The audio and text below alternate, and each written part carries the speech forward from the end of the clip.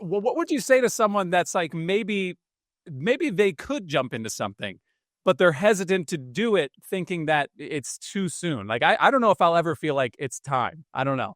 I think anyone who ever said, I'm not going to start a family until I have enough money is never going to start a family. So you're right about that. I think, again, you really have to think about the things that could happen, that could go wrong, and how you would adjust or how well you could accommodate or be prepared for that. And what I mean by that is, if your job took a 10% hit, let's just say, or one spouse lost their job, how would you manage that kind of situation? When it comes to waiting for the houses to change price, that's kind of like waiting for the stock market to come back down again and get a better buying opportunity. A lot of people say, well, the stock market's way up.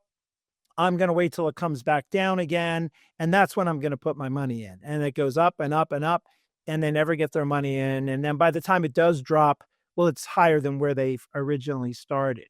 Same kind of thing with home prices is we live in this relative where we just were kind of a world. And so prices have gone up a lot.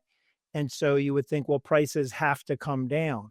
Well, they don't have to come down. They could just stay where they are for a really long time. And you could be waiting and waiting and waiting for the prices to come down.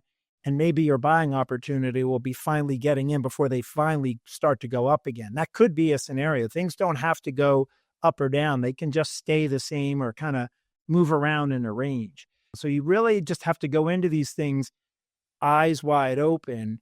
And what is my exit strategy? I think that's for you is if something just didn't quite work out, what would I do? What would I do? Would I be able to sell this house and kind of go backwards if I really, really had to? That's sort of worst case scenario. But is that an off ramp? Would I just have to work longer because I won't have as much excess income? Though you have to just think about all of those things. What are the trade-offs? Because it's never going to be perfect. It never is going to be perfect. If you like what you heard and you need help writing your goals down and being accountable for them, go to gootfinancial.com, contact us, and set up a time to start a conversation, and we'll get you on your way.